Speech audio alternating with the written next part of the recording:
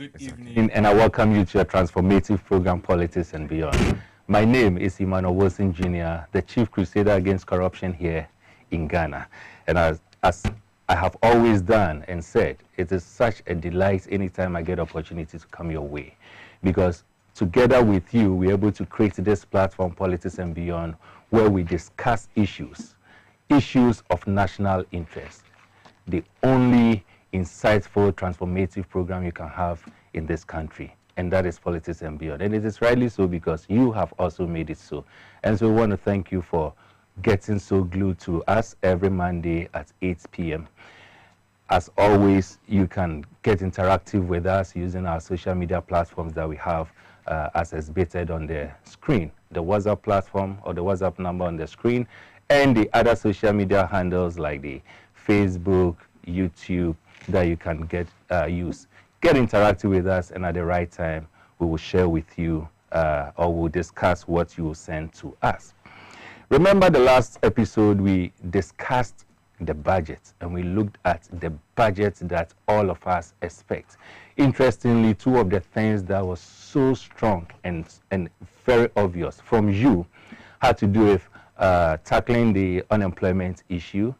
And interestingly, the other one, which was kind of obvious to come, it looks like that was the number one from the views that came from you, and that had to do with canceling or doing away with the nuisance taxes, particularly the betting tax. We had the budget read. Today, we are going to have another conversation on the budget, and we are asking you whether it is a budget that really communicates a resetting agenda, or it is a budget that can be described as a budget of uncertainties. You are the best person to give us this view. And so this is the question we are going to pose to you this evening, and these are the the topic that we'll be discussing, and we are expecting you to share your views with us. Is it a budget that truly reflects a resetting agenda, or is it a budget that has communicated uncertainties? Does it reflect what you were expecting before the budget was read?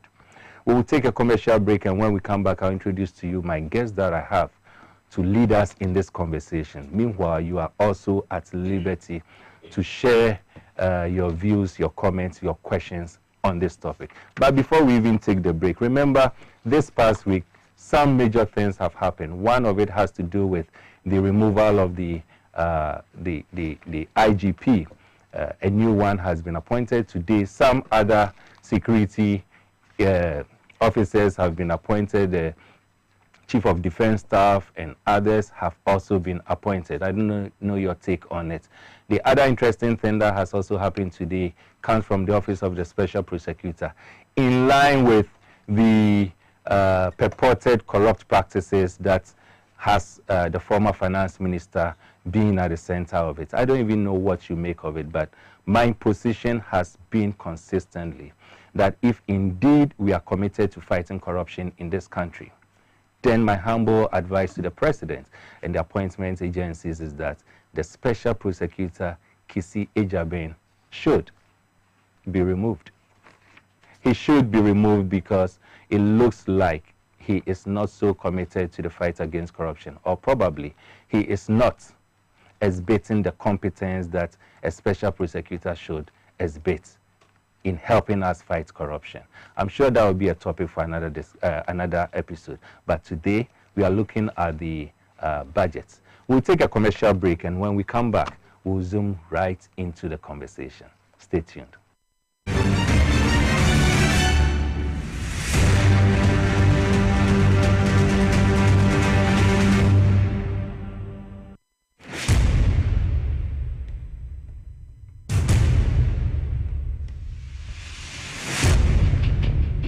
The average human body mass should have at least 60% water for optimal performance in any physical or mental exercise. We can help you maintain it naturally.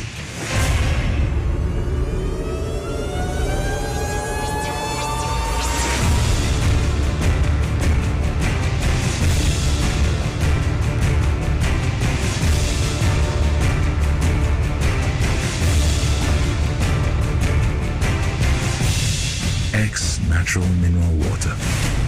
Simply natural. For bulk purchase, call 0596 273 546 or 0596 273 547. This advert is FDA approved.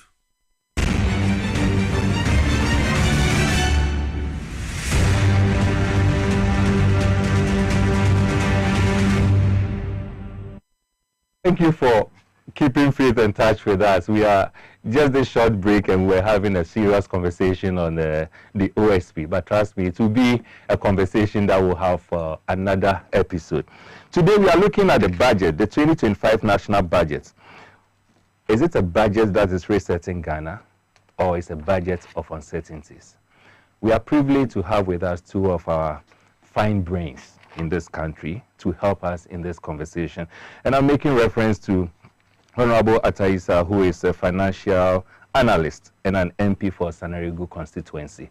And also, we have our own Dr. Daniel Appiah, who is an executive member of Crusaders Against Corruption Ghana and a political governance and public sector reform expert. Gentlemen, good evening. Good evening. And welcome to... It's a pleasure. Welcome to Politics and Beyond. It's always a privilege to have both of you. I mean, even when we am having you as individuals, it is such a great thing. So today I'm imagining how the show is going to be to have these great minds, here. But Honorable, how is the constituency? It's going well. At least I'm a 3-month-old MP. Exactly. So I'm getting used to it, and I think it's going well. But it's amazing. I saw some few pictures that you exhibited. I think you exhibited them today on your platform as a social media status, on your status, on some construction work that you are doing. Yes. So are they happening within this 3 months? So some actually started in November last year, right before the elections. So I was just giving updates as to the status of the various projects.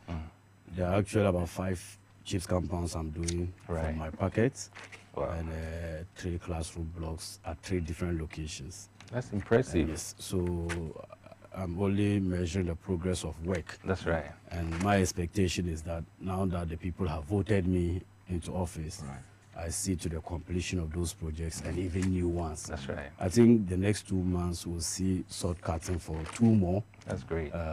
Just to make sure that access to healthcare and education is massively improved in Sanaro constituency. That's my objective. Fantastic. Congratulations in advance. Congratulations.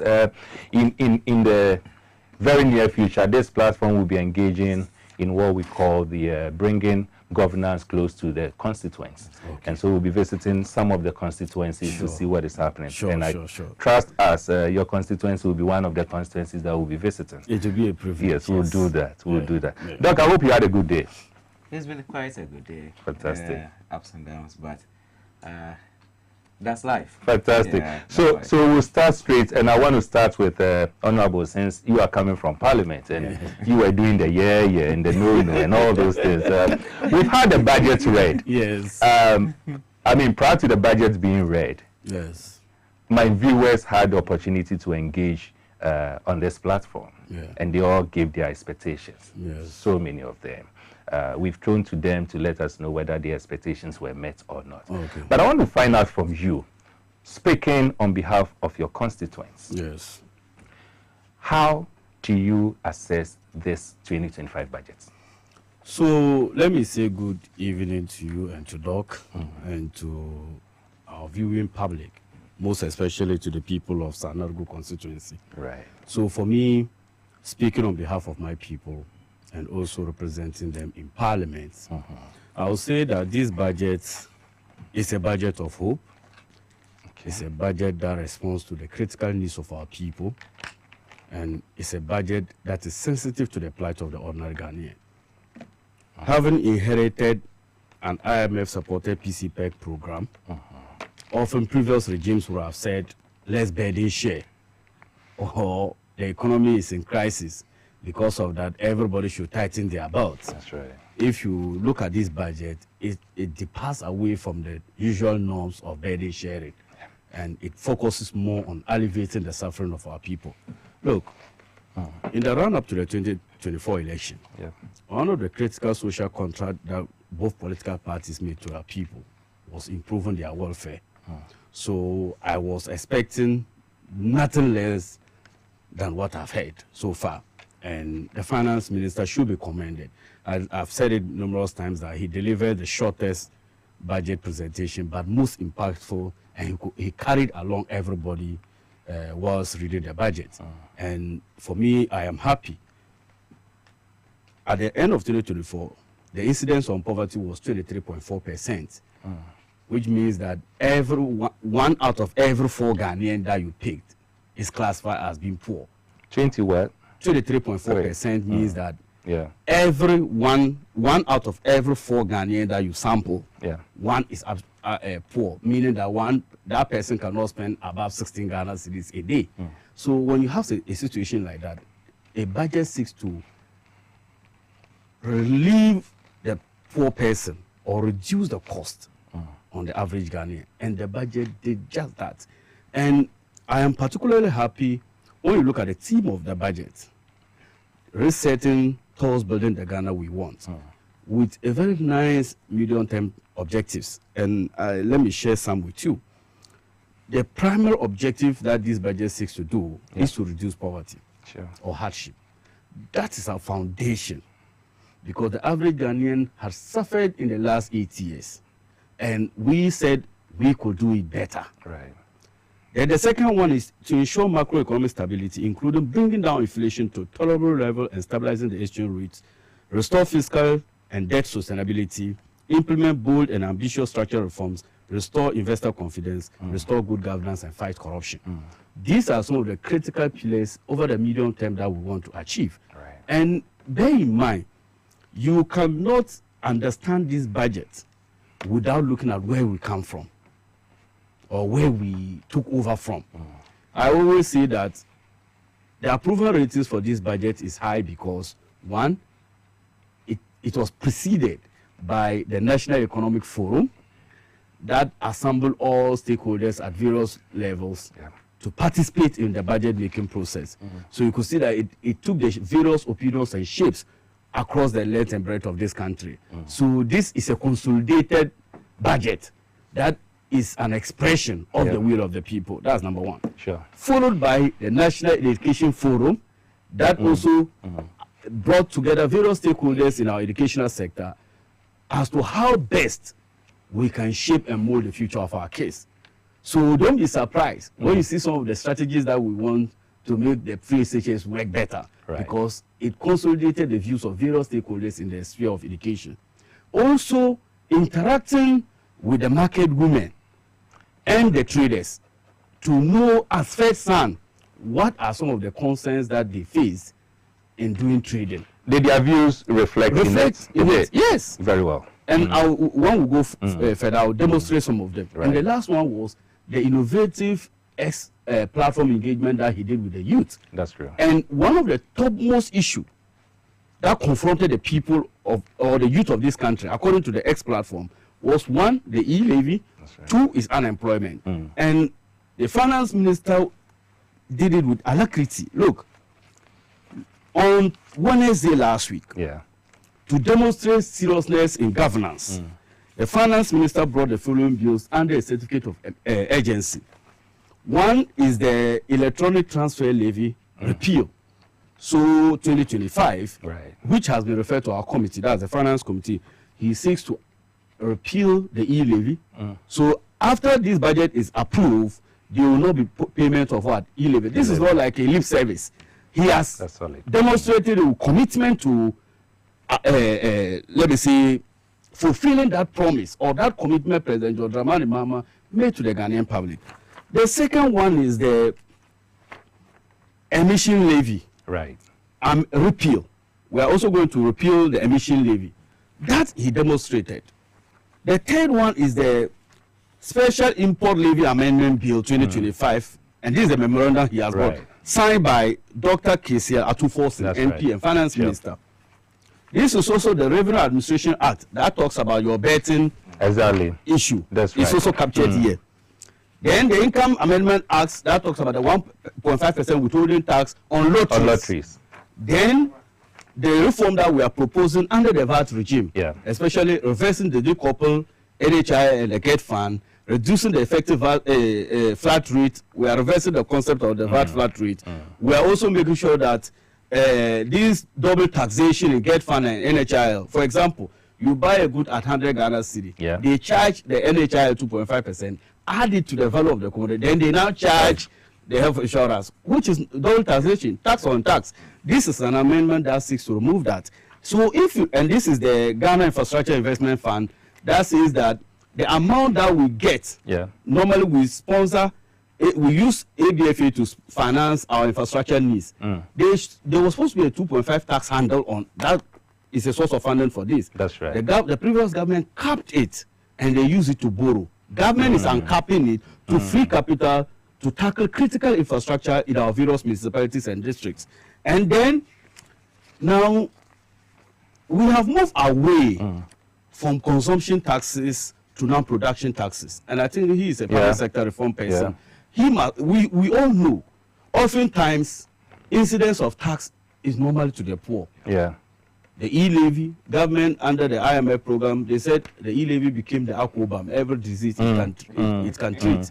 So oftentimes the incidence on tax is on the poor. That's right. So this time round, the incidence of tax is shifted away from the poor to the production sector. And it is surprising that Ghana's carried interest in the mining sector.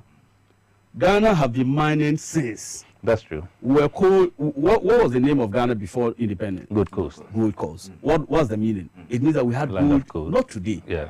Ghana's participating interest in the gold industry is just 13%. So these are some of the structural reforms that I think. In fact, I always say, if you look at Nigeria, they benchmark their debt to GDP ratio at 40%, primarily because they are able to retain over 55% of their gold and oil reserves. So they always have enough forex. They don't need to go out and borrow beyond their means. So I think that the finance minister increasing the growth and sustainability level on the mining sector from 1% to 3% to get us more revenue is better than imposing it on a poor person that you are not sure of. Very true. So I think this is one of the innovative tax amendments that I think will help us. Then the earmark funds capping and realignment act. You see, we always complain of free SHS quality. The MPP regime, there are three critical pillars you need to look when you are assessing education. It should be access, affordability, and quality. You don't tackle one, leaving the others. Yes, we must credit the previous administration for the wholesale implementation of the free SHS. But one of the problems that we always had was the learning outcomes, quality, issues of quality, and issues of access. President John Dramani Mahama started 123 community day schools. A lot were abandoned, costing a lot of delayed interest payments on some of those uncompleted facilities. So we are saying that instead of capping the GET fund to fund ABFA, that will result in the world's most expensive swimming pool at close to Parliament, or funding a luxurious private jet journeys across the world, or sending about 300 to Dubai Expo and all those unnecessary and wastage in the system, and cap that fund so that we now have a dedicated source of funding for free SHS. That's right.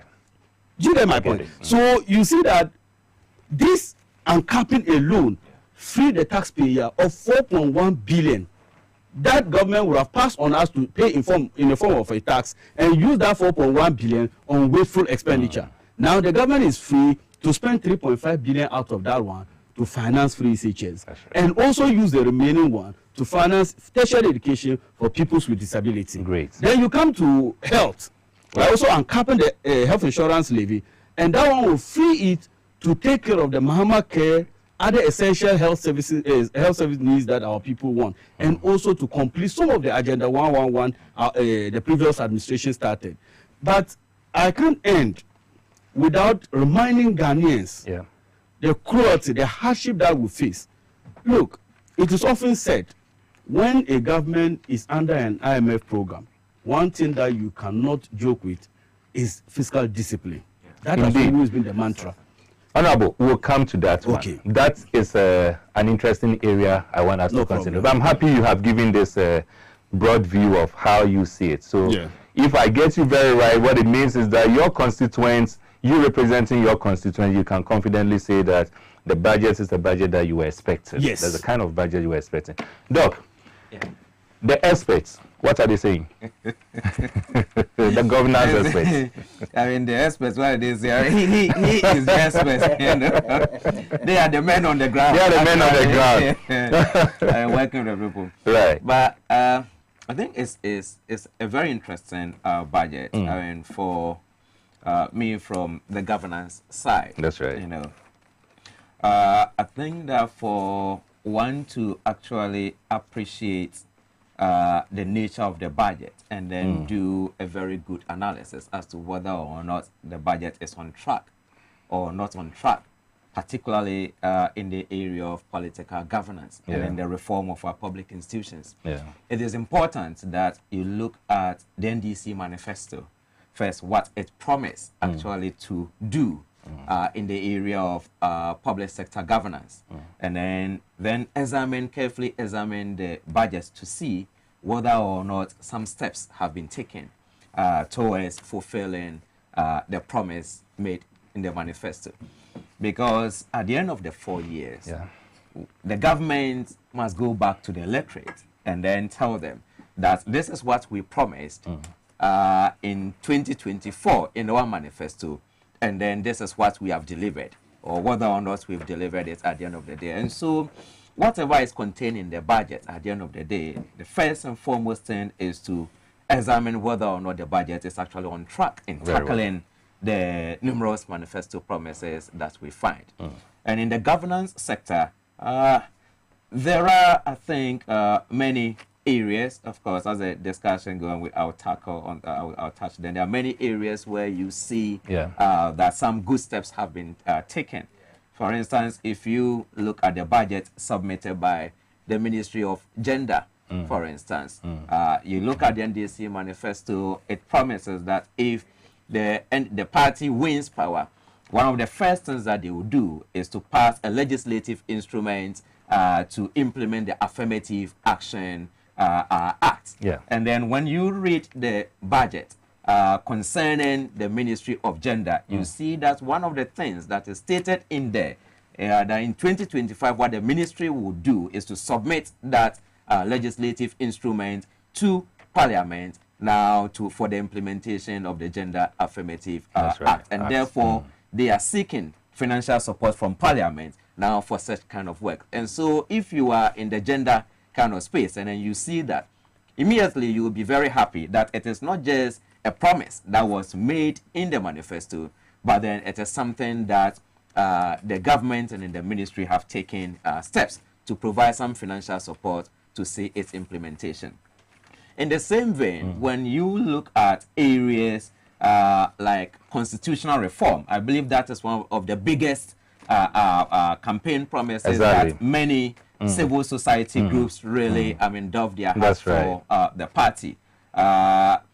When you take the budget, you struggle to find a mention of even constitutional reform or any kind of provision that any agency or ministry is actually seeking some kind of support from Parliament, to support that particular agenda. Usually, one should find that under OGM, that is the Office of Government Machinery. But when you go through the budget, you don't see a mention of what the budget is going to do in the direction of constitutional reform. And so, as you look at it from the governance side, it is both, you find the things that the party promised in reset in Ghana, you find some of them actually the government taking positive steps to start, and then some of them too, you don't find it. But it is early days. Once the budget has been read, of course, it is now that MDAs are now going to submit their annual estimates to come and then engage the House and then seek the approval of the House in the with regards to various areas that they want to actually pursue. And so, as I say, it's early days yet. It is important for the various MDAs to sit down and look at whether what they submitted to Parliament when they are preparing their annual estimate, whether it's really well covered. Because at the end of the day, it's not just a matter of putting in any kind of program at all, but what the government or the party promised to deliver. They must ensure, every minister must ensure that what they submit to Parliament really tackles and focuses on what the party promised to deliver, and not just any kind of plan. Doc, in line with the constitutional review, I mean, you and I know that it is one of the key things we've been talking about over the past period. Now, it is interesting to bring to my attention, or the attention of the viewers, that there wasn't any clear budget allocation to its activities. Will it be fair for someone to also argue that even though this was in the manifesto of the NDC, remember the manifesto's lifespan is 4 years. So can someone argue that if it doesn't find any expression in the 2025 budget, it is possible that it may find expression in the subsequent ones? Or you think that because it was one of the topical things, it should have found expression in the first budget? I think the issue of constitutional reform is a comprehensive one, and it's a very long road. That's right. If you consider the process that started under Tamils, and fortunately that time was when I was doing my PhD. I came home and then going around the country to solicit for people's opinions and all that. I know the secretariat has been established under the present government, and then the secretariat has reached out to the public to submit memoranda and then other things like that. Once the secretariat has been established, of course, then the next thing that we should have seen in the budget is a financial provision at least being allocated, or at least a particular ministry or agency making that proposal that going forward, or this particular year, we are going to actually carry forward the work of the constitutional review process.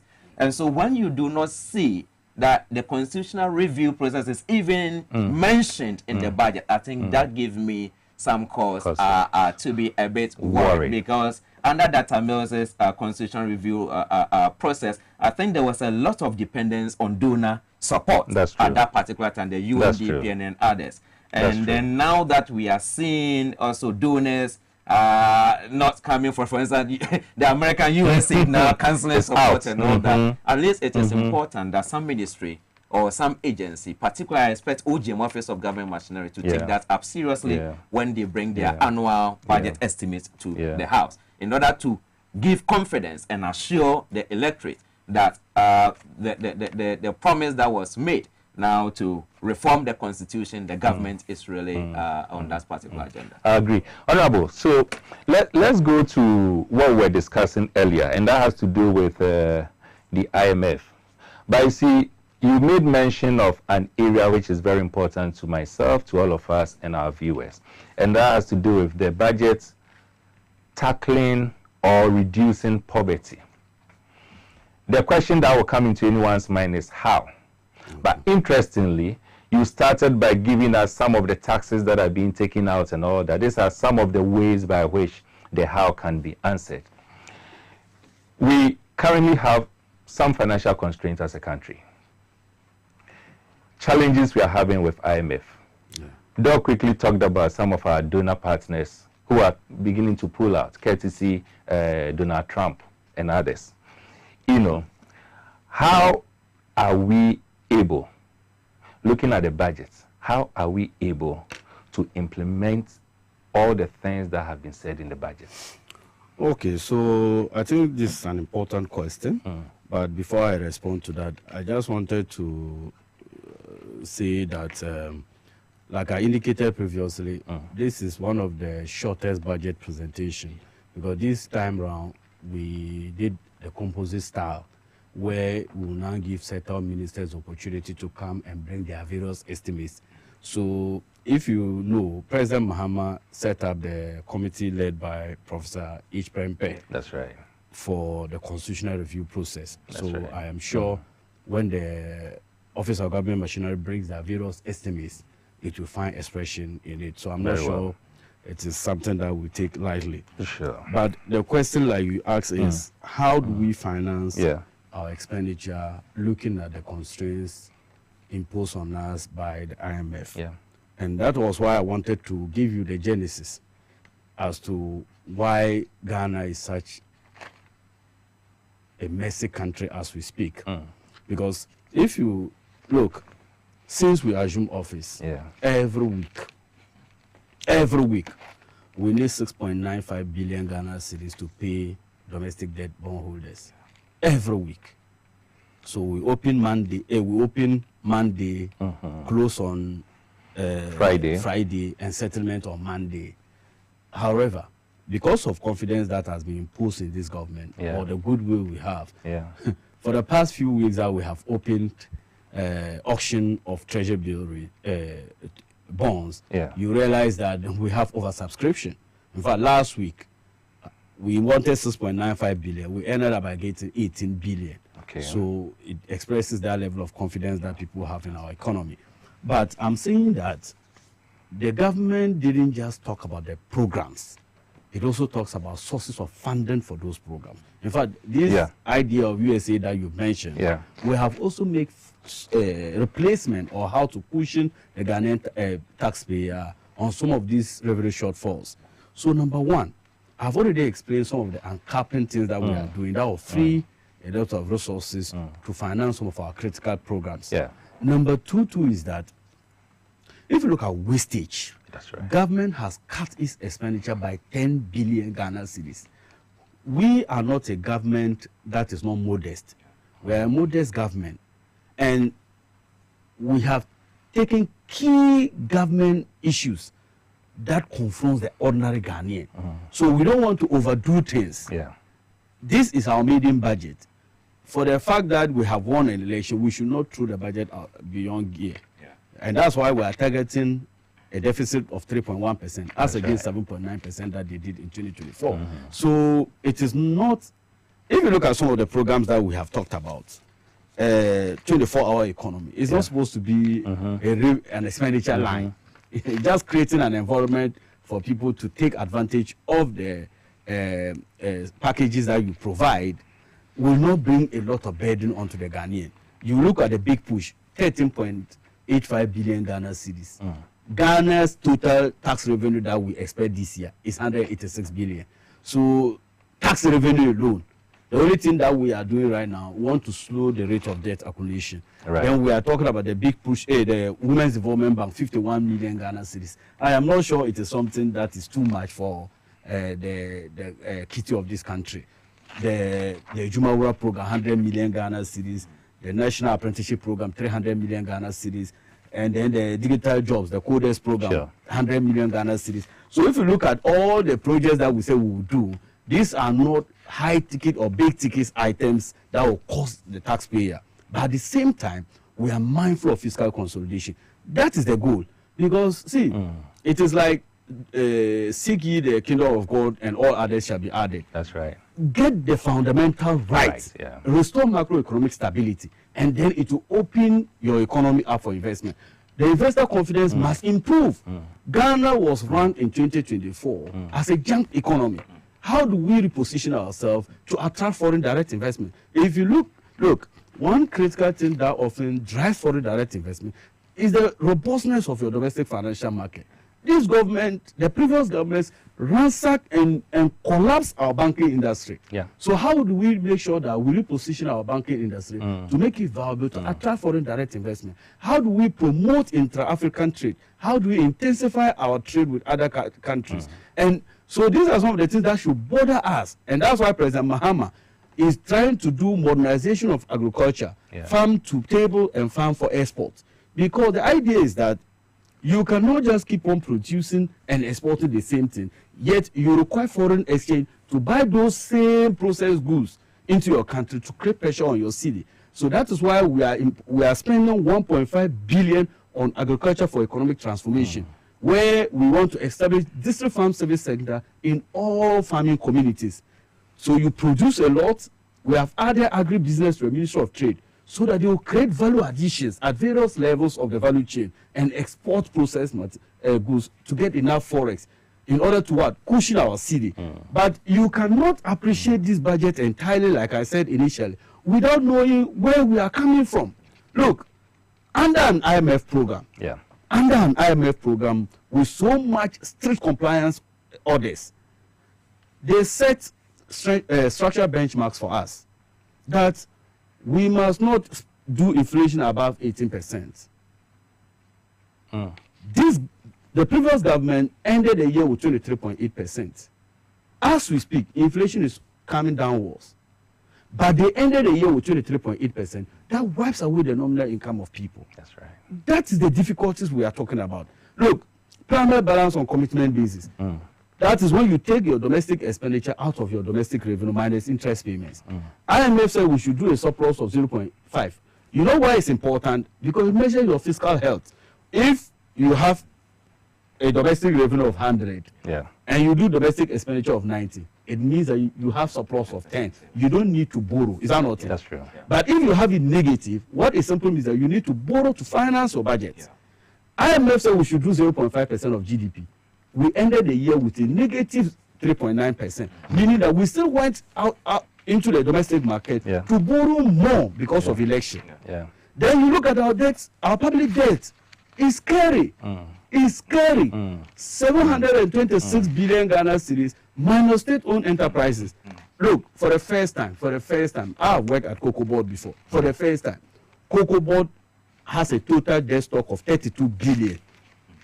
Minus the rollover debt, because this year, for every ton of cocoa that we produce, we lose $4,000 on it. Because last year, people that gave us the syndicated loan to supply cocoa, we couldn't do it. That's true. Because we allowed Galamsey to ravage all our cocoa farms. So the growth of 5.7% you saw, it was a Galamsey economy. That's why they will tell you that the source of the growth was mining and quarry, which improved by 19.1%. Where is the source? Because of Galamsey. Then you look at ECG. How can you leave a total debt of 68 billion to ECG? Then when there is power outage, you say, oh, we left you an economy that has the lights on. Yet, choked with debt. Then you look at our financial sector, like I had earlier indicated. Look, Ghana had a participation local participation in the banking industry by 67%. As a result of the difficulty with corporate governance, poor supervision by the Bank of Ghana and all those things, an asset quality review was done in 2016. That shows that they must intensify banking supervision. They must adhere to strict corporate governance strategies. And also people who were found culpable of misusing depositors' funds should be prosecuted. Government was implementing the asset quality review that was done by the IMF and the Bank of Ghana. These people came, collapsed all those banks.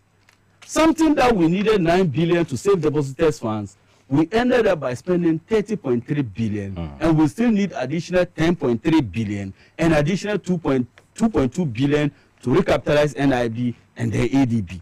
Yet, thousands of households lost their jobs. People are now doing menial jobs.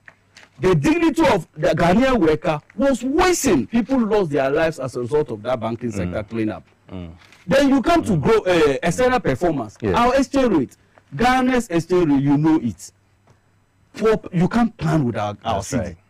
Today it is 14, tomorrow it is 15. You cannot be certain. And that is what drives price of fuel and it drives price of cost of transport. So I'm saying that when you analyze all the difficulties that we inherited, I am not surprised the finance minister started moving away from consumption taxes to production taxes. We have to pray for the government to implement some of these programs that will cushion the average Ghanaian. Look, last week, the government statistician came to Parliament. I asked a question. I said, what was the unemployment rate? He said the unemployment rate was 14.7%. If you have a country where you have 2 million Ghanaian youth sitting at home without jobs, and you said you left an economy that was doing well. So this budget seeks to respond to the difficulties we inherited. So it is not a budget that will implement all our manifesto promises for the year, but it seeks to consolidate the gains that we have made under the IMF. And I know that we will not be a party that will seek to extend the IMF. We want to make sure that we harness the full potentials we have in our country. That was why it was necessary for us to organize the economic forum, so that we bring together everybody and build the Ghana we want. And for me, the minority, as for the verdict on the governance of this country was loud and clear in December. That's true. The conditions of people reflected in their votes. Yeah. And they voted massively for the NDC. I don't think the NDC has the luxury of time to fail. So if you look at our growth rate projection, we said we'll grow at 4.4, even less than last year's growth. The reason is that we want to be modest. Ghanaians need humble leadership. Ghanaians need leadership with responsibility taken. In the previous administration, one thing that I will always condemn them for was the fact that they never took responsibility for anything.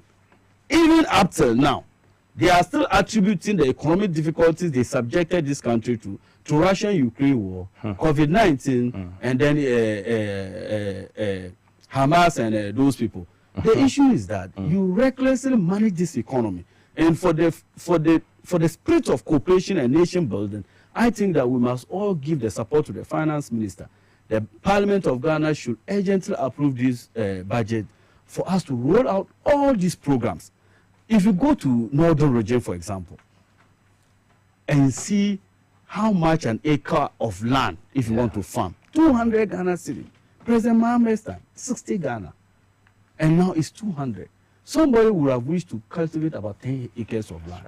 Due to the fact that the person cannot afford 2,000 Ghana cedis, the person will only do 2 acres. Who are you hurting? The country.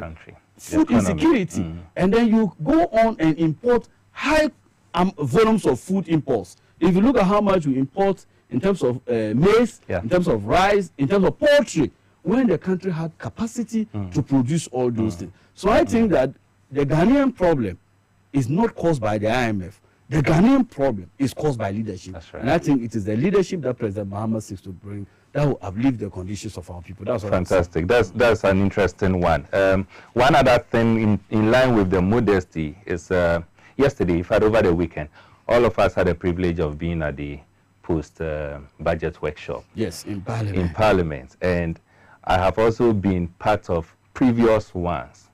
And it looks like this time, because the government or the finance ministry wanted to cut down costs and all that, this time Parliament decided to travel. They didn't travel out. So they decided this year's post-budget workshop was done in Parliament. And I'm waiting to get the calculations as to the amount of money that was saved. Of course, I think this is something, definitely, this is something that we need to put out there for the country to know that this country currently is really committed to being. And you know the independence celebration. Right. I was also exactly. Look, when I was in my municipal, you know what we did? No. Quiz competition. I think this is the best way to remember your heroes. That's true.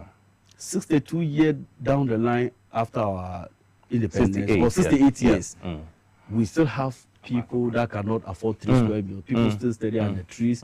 Corruption is still everywhere. So when you have all these negative vices in your country and you celebrate your heroes with pomp and pageantry, with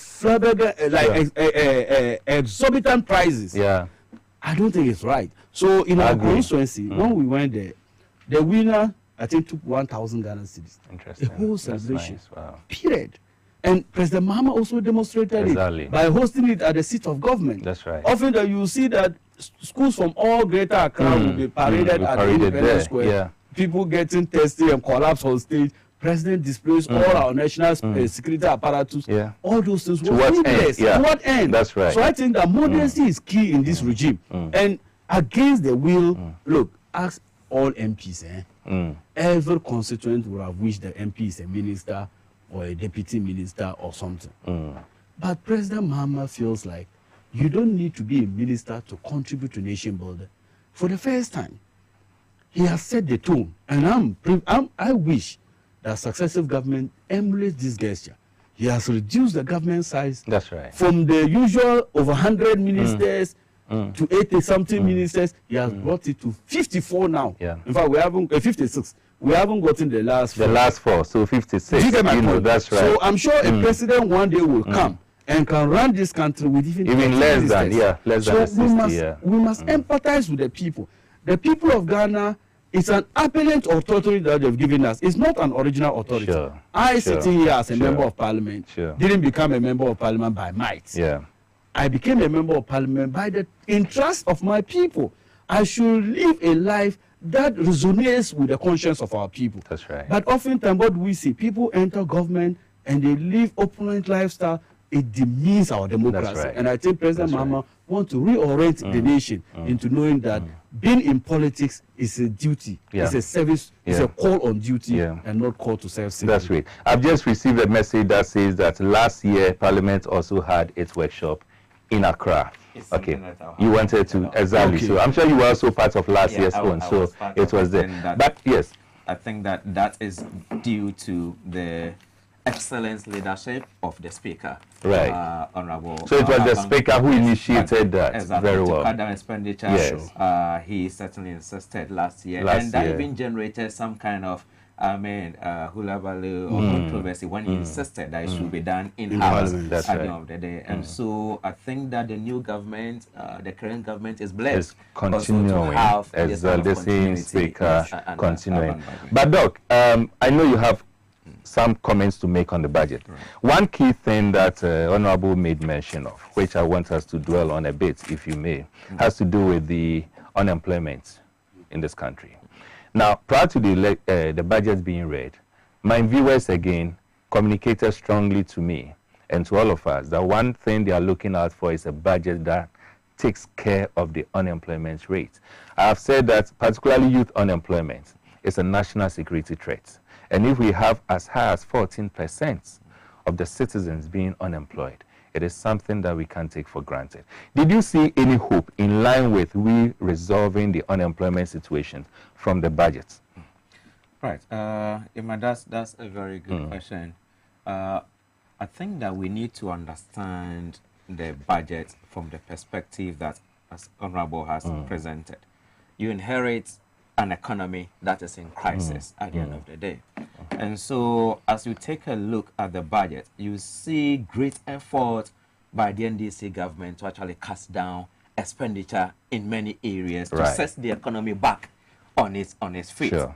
And so what you see is an effort rather to use this current year right now to put in place the policies and then the framework that they want to stand on now to move forward in cutting down unemployment and all that. But you don't see the great kind of projects or big projects that are in the area of unemployment being initiated or being started now.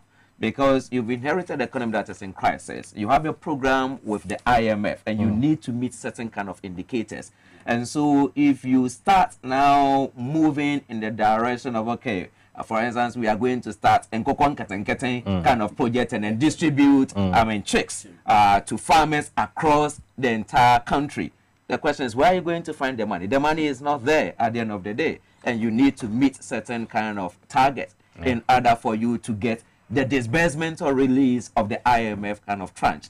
And then the next meeting or the next review is going to take place in April. And so if you're a wise government, this is not the budget where you are going to put in projects like the distribution of checks now to youth or big kind of projects to employ youth into the sector. So I think that they are on the right path in terms of starting on a very cautious note and then not starting this large-scale kind of employment kind of project in this particular kind of current fiscal year. Right. Rather, it is the subsequent year, once you've gotten the money that's been released by IMF and then others, because your macroeconomic stability and indicators are looking okay. That is when now you can give that kind of big push in the area of now dealing with the unemployment situation. And so I think that those who were looking for big projects oriented towards youth dealing with youth unemployment and all that, maybe might have forgotten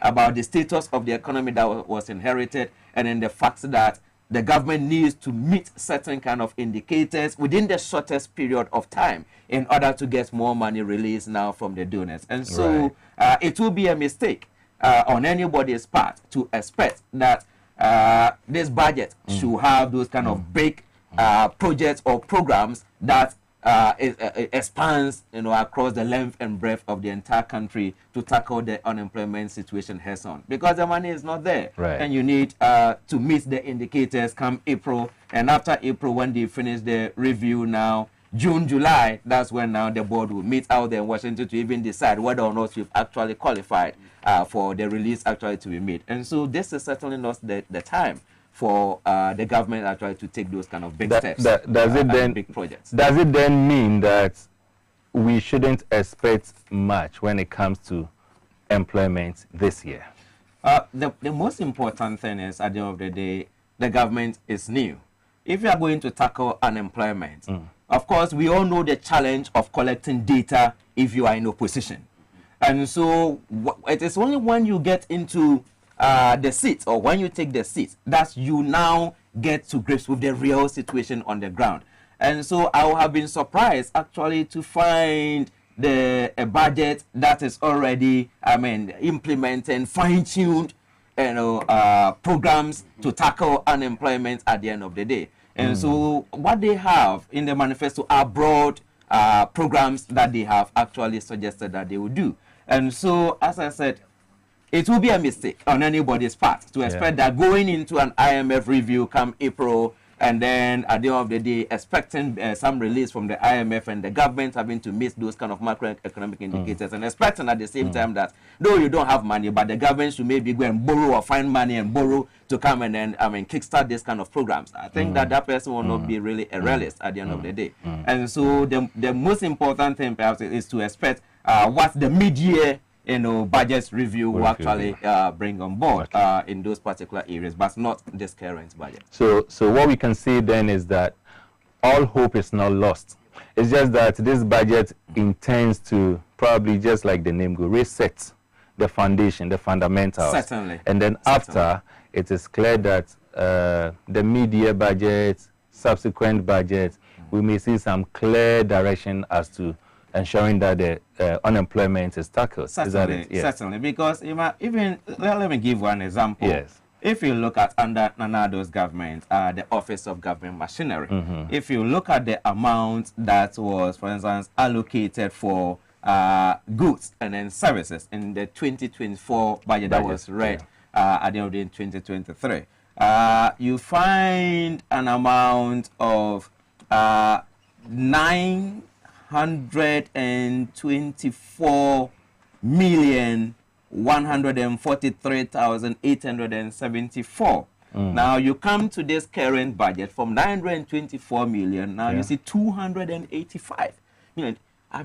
You can see this is about 70% or so cast down on expenditure in that particular area. It's telling you that this is a government that really wants to really reset the economic fundamentals, of the country, right? And so at the end of the day, one will have to really appreciate where we are now. Is that for the government's machinery? The government machinery, the government machinery, and for just the administration sector. Wow. And so it is very, very important that one should not be sitting out there and maybe thinking that, oh, the government has disappointed the youth. You don't find great projects and then programs. Take a look at what the government is doing to itself at OGM, at the Office of Government. That's they can't continue on the path that they inherited. That's and right. Then they are not just tightening their belt, but it looks like they are draining themselves down how to skin it to look very skinny at the end of the day. And so I think that certainly they are on the right path. That's a great one. We will look at one other aspect, and that has to do with corruption fight. But before we get to corruption fight, I will ask you, Honorable, to give some education on one issue that came up after the budget reading, and that had to do with the finance minister and the former finance minister, Aminanta. I think they were creating some confusion regarding lottery tax and then the betting tax. I'll come to you on that, but let me quickly read through some of the messages that have come. This one says, "Good evening, Mr. Wilson. The budget is really giving the ordinary Ghanaians hope. I agree with you that Special Prosecutor is playing with the mindset of Ghanaians. I am Christian Ikuamwa from Odome Chala in the Oti region of Ghana. My regards to W1 Wanede Emmanuel." Very well. Indeed, this budget of the current NDC government is a budget of hope, which is going to boost business and give relief to both individuals and businesses. The nuisance taxes are scrapped, which is an indication of a government that we can trust. If the content of the budget is implemented to the latter, it will bring massive changes to the citizens of the country. The research agenda is on course, and this is from Anthony Tete from Abidjan. Abidjan in Kwanta in the Bosomche constituency. Very well. Good evening, Mr. Wilson. Fight against corruption in Ghana here. The judiciary that's supposed to punish corrupt officials are now protecting them. Shame on to the judiciary. Parimod Kanu from Odomichala in the Oti region of Ghana. Hello, Mr. Wilson. Please send my regards to Honorable Ataisa. I'm watching live from Tamale, Sanregu. In fact, Sanregu is blessed to have Honorable Ataisa as our MP. Okay, so this is from a constituent. Yeah. Right. Good evening, Mr. Wilson, and good evening to your panel members, especially my hard-working MP. The good people of Sanregu constituents are very proud of him, and he shall forever be our MP. The future of Ghanaian youth is now hope. And this is from Awal Zaguri.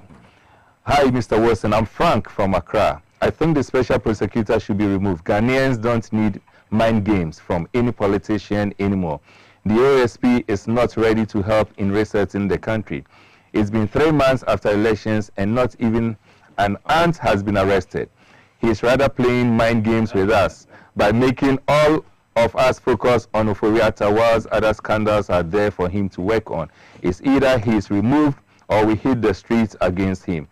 Good evening, Mr. Wilson. I hope the amendments of the Constitution will provide a space as to how the Supreme Court judges should be prosecuted. Oh, the Supreme Court judges themselves? Okay, I suggest they should be judged by 1 to 3 member committee from our... Oh, okay, no, this is not cool. How can you say that from our senior high schools? Anyway, good evening, Mr. Wilson. I respectfully think we should pay more attention to our mental health policies and ensure people sent to occupy some public offices go through mental screening before assuming office. This, I believe, will eliminate or minimize some of these things we see. Example, some irresponsible comments about the budget when there is a none, if not political. Needless press conferences, and okay, this is Filippo from Amasaman. Mr. Wilson, good evening. Greetings to your panel members. Okay, this is Habiba and Danny. All right. We are appealing to the government to honor his promise to cocoa farmers. That is 6,000 per bag. Thanks. Did he make that promise? All right. So, Honorable Ataisa is indeed a national asset, and we are proud that he represents us in Parliament. And this is from Ganiyu, former assembly member for Shishegu electoral area. It looks like Sanregu has captured the program this evening. Good evening, Mr. Wilson. Good job. But one thing that Ghanaians want is to get our money back and pull them behind the bars, please. Okay, this is Blaze. Okay, Mr. Wilson, I would like to ask this. Please, is the Criminal Act of the State, the Criminal Act of the State governs the poor Ghanaian citizens only, or it governs the rich and the politicians as well? A poor Ghanaian takes 10 cedis for food. That fellow is jailed with immediate effect. But a politician steals from the state and he's given a lawyer to defend him. Why is it so? So what happens to the equality before the law? You didn't add your name. Mr. Wilson, good evening, and good evening to your panelists. Just as you have the men in studios, so we have the well-to-do man, and that's the finance minister, to help build the Ghana we all want together, and that is Gazari from Ashanti Bekwai. Thanks a lot for your kind words to my panel members. Good evening, Mr. Wilson. TVSYZ, the constitutional review should consider spelling out clear punishment for illegal drugs activities.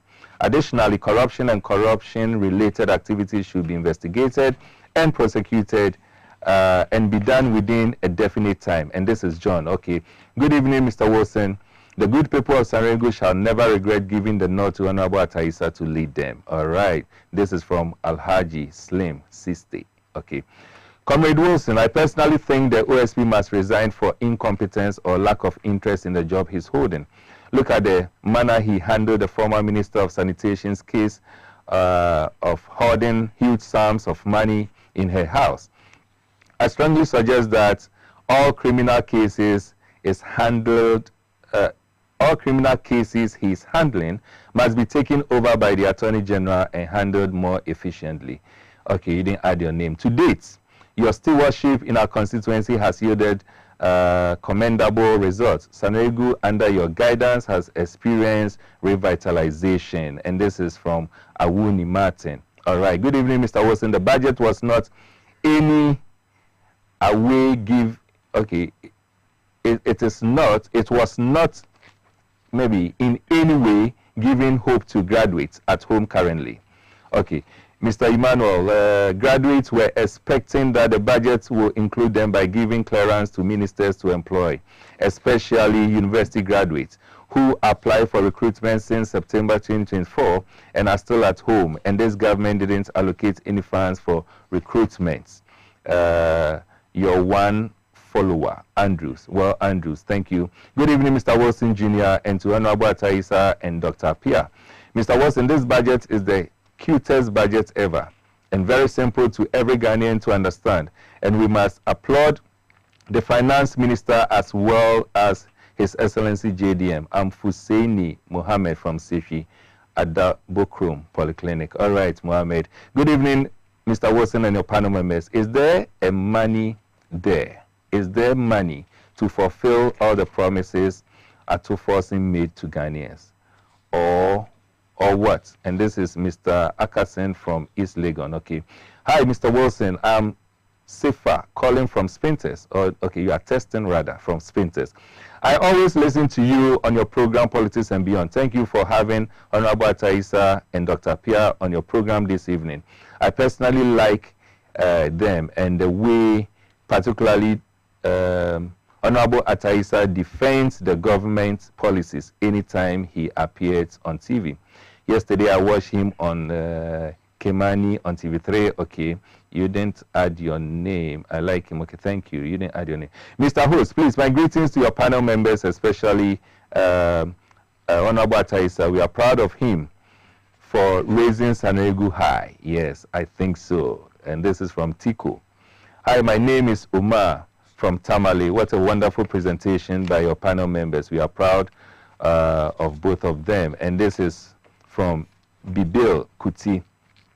All right, good evening. This is Ziblim Sani from Sanregu. Please extend my greetings to Honorable Ataisa. We appreciate the good work he is doing for the party and the country at large. He is a motivation to most youth in the country, currently. In fact, we are learning a lot from his presentations. It will be a pleasure seeing him occupy higher offices in the near future. There are a lot of messages coming through, but we are having, I think when we are done, we will send a bill to Sanregu. It looks like they have captured the all right, so this one says, this is a great program by On Standard. My greetings to you and your panel members. And this is from Reverend AJ in Ebri. Okay, so I'll come back to the messages. But, Honorable, we're talking about the lottery bets, the lottery and then the bets. Yes. The difference. Okay, so wanted to just make a few remarks Yes. about Doc's presentation. Yes. Especially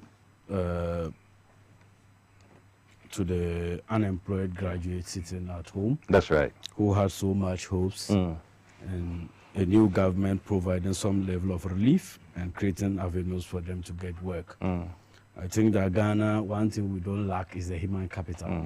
We always have that one. So the young graduates like my type Right. are out there looking for the next available opportunity to contribute to nation building. To that end, I empathize with that situation. But it is also important, despite the fact that we want to ensure macroeconomic stability and also to restore investor confidence and consolidate our debt sustainability levels, it is important for me to highlight a few Yes. that seeks to create an environment that will create jobs for people. First of all, the Jumawura program is coming. That seeks to equip and resource about 10,000 young graduates to create employment for other people. Those with entrepreneurial skills will take advantage of the Jumawura program. It's under which agency? It is under the Office of Government Machinery. Oh, very well. Great. Then we have the National Apprenticeship Program. Like I said earlier, people with soft skills will be given more training, equipments, and resources to create more employment for people. Then the 1 million coders program is engineered to create jobs for people into the telco and fintech industry. Right. Then the agricultural modernization that I talked about, ensuring a complete value chain from production, processing, and then exports will create a lot of jobs over there. Then the almighty 24-hour economy. People may not appreciate the angle that we are coming from. But if you know Ghana Free Zones, before the act was introduced, the concept was that there are some industrial enclaves that position itself well for proper export-led industries. So sign up onto it, get first 10 years, zero corporate tax regime. So people sign up onto the Ghana Free Zones program. And when you set up a Ghana Free Zones company, in the first 10 years, you don't pay the normal corporate income tax of 25%, you pay 15%. And over the next 10 years, so people who are desirous to expand businesses and also do export, go and sign up onto the program. So the 24-hour economy also seeks to provide that ambience where people, you get tax rebates, tax reliefs, you get the smart metering program, you get enough security to operate a night economy and all those. So people who want to get such support from government will sign up onto the 24-hour economy, and it will create jobs for graduates listening to us. So that's what I just wanted to bring to our attention. Now the question was, is there a difference between the lottery winnings and then the betting tax? So and which of them was really taken out? Okay, so I think that for me, it was a tangential issue that shouldn't have occupied our national discourse. Right. Because everybody knew, both political parties had made a solemn pledge to the people of Ghana to scrap the 10% betting tax. Yeah. That was what was promised. So even if the finance minister had referred to the lottery winnings and the betting tax as the same, I think the decent thing that was to be done by the minority should have just been to correct same to the finance minister. But also going out to say that you never collected 10% betting tax, I think was disingenuous. So coming to the education, first of all, it's a withholding tax.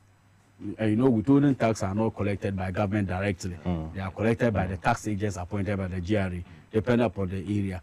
So when you say there are two type of tax in terms of the winnings, one is the 1.5% withholding tax on lottery winnings. Right.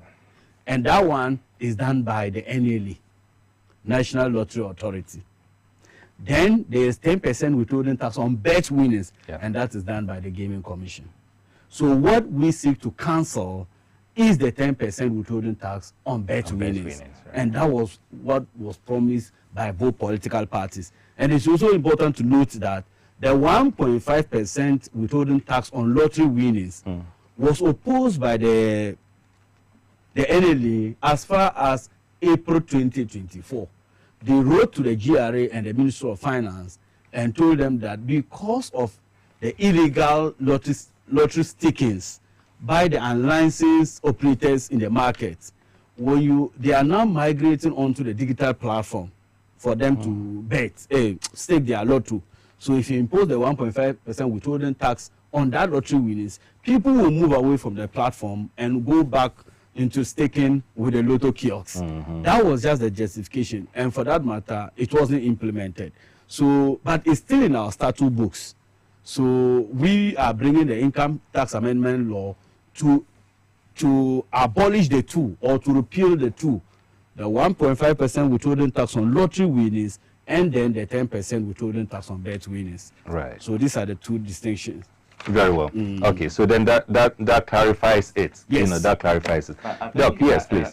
Just to add up to what Honorable stated in terms of the efforts being made by the government towards youth employment. And he talked about the Jumera kind of program, as well as the National Entrepreneurship and Innovation Program And these are areas that were well captured in the budget.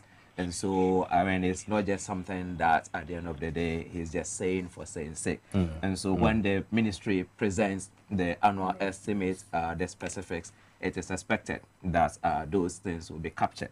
Because within if you look at the budget submitted by the ministry, the ministry certainly says they will engage 113,200 youths under already the programs that they have been running, the various models. And this is different from the 10,000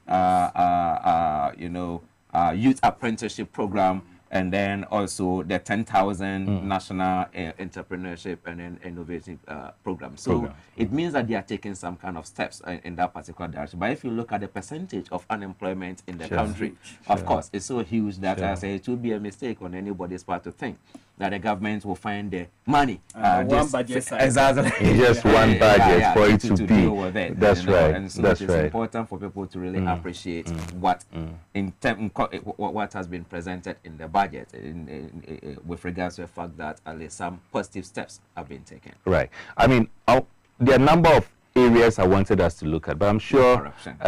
Particularly with the corruption, which we are, time is fast spent, and we may want to look for another episode to delve into that. But as we wrap up, I want to give you the opportunity to sum up your last words, what you have to say. I'll start with Honorable. Well, I won't repeat more. I will talk about the corruption issue. Okay, that's fine. Quickly, that's right. Because I think one of the reasons that accounted for the defeat of the past administration was the issue of corruption. If you remember, there was 1 month, one scandal issue. Every other month, there was a scandal. So it gave the government a lot of bad name and created a very big perception on the average Ghanaian that state funds were being looted. To that end, Ghanaians expressed their revulsion against the past administration by voting them out. So I think the government of Ghana presently has started well with these cost-cutting measures. And for me, every single money that has been stolen must be accounted for. To that end, I support various calls. And if you look at the various complaints and evidences that was tendered through the oral committee, that's right. It tells you the level at which Ghanaians resent corruption. That's right. People don't like issues of corruption. So I want to join calls to state authorities and to the president to make sure that we uphold the sanity of our public purse. We must make sure that we protect it as enshrined in our constitution, because people cannot just come and plunder the wealth of the nation and go scot-free. So any witch out there that must be hunted should be hunted. There shouldn't be this idea of political victimization. When you call the previous administration people to account for their stewardship, then they will tell you that, oh, you are persecuting your opponents. I don't believe in that. Once you are a witch, you must be hunted. And I join calls once again to say that if you look at the MPP under the last 8 years, corruption perception index was always bad. That's right. In fact, the worst under President Mahama in his first term was the best for the 8 years. So if you look at those things, it gives an indication that a lot of wrongdoing was committed against this country. And for that matter, people must be made to face the law. That's very well. Thank you so much, Doc. Right. I think that the corruption area is one area where the government can make a lot of gains from its manifesto promises, because there are so many things that they promise which will not require any huge expenditure. For instance, in the manifesto, the government promised that they will make sure that the power to surcharge, not just disallow, but then the power of the Auditor General to surcharge those who have misappropriated or stolen our money will actually be exercised. And we know that after Mr. Demelevo left and then the new Auditor General came, he's never done any of that power. And therefore, it is very, very important that at the end of the day, that particular office, attention should be paid to that office. That's the Auditor General's office this particular period. Of course, he's already on contract, on retirement contract. And so if the government is really committed to making sure that the power to disallow and then search, and not just disallow, but search at is really exercised, then they have to pay attention to that particular office. The promise to establish a value for money office of course, yeah. And then to ensure that political appointees declare their assets. These are areas that really will not require any huge kind of financial expenditure. And as Honorable rightly stated, one of the major factors that drove this kind of widespread defeat for the NPP was the widespread corruption that was in the system, and the fact that there wasn't any kind of, hopeful steps that were being taken. And so, whilst the current government doesn't have enough money or a lot of money to pursue big projects, but if you look at the governance side, there are so many things that can be achieved that do not really involve big money. And so, I will urge the government to really focus on making a lot of achievements in the governance side, whilst waiting for the inflows, the financial inflows to tackle infrastructure and then big unemployment kind of issues. But if they let go of the opportunity to make political gains or political capital from the governance side, I think that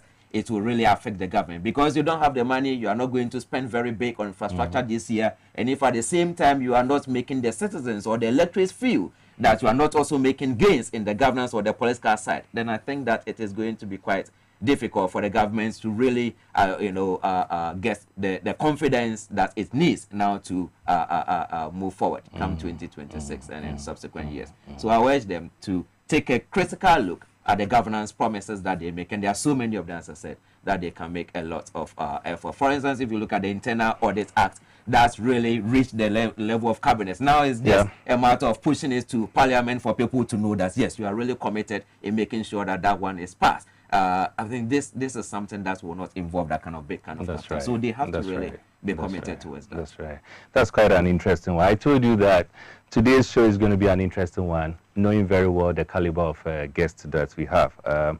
Having just one of them is more than enough, but to bring the two together, I'm sure you can be the best judge.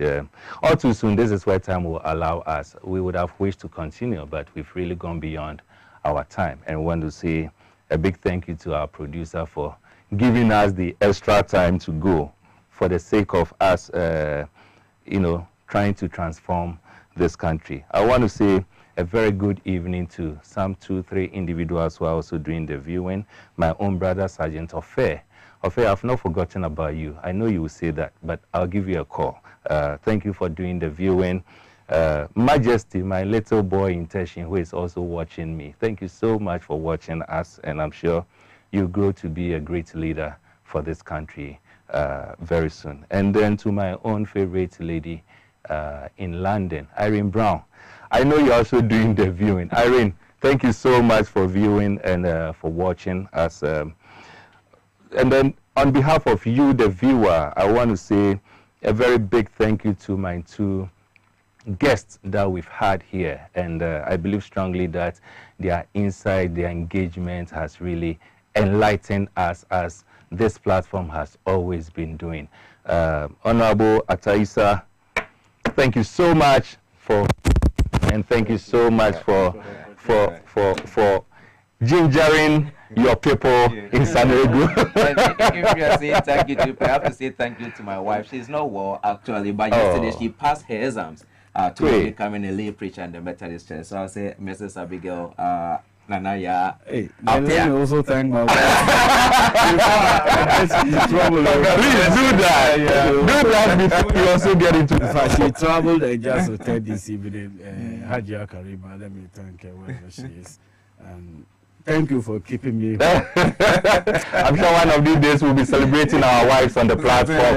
We want to say thank you so much. And Doc, thank you so much for making time. And a special get well soon to Mrs. Apia. We love her. We know she's been here before, So thank you so much, viewers. And God willing, next week, the same time, 8 p.m. on your transformative platform TV XYZ will come your way again with another insightful transformative program. Till we meet again next week, all I can say, I'm still your host, Emmanuel Wilson. Good night for now.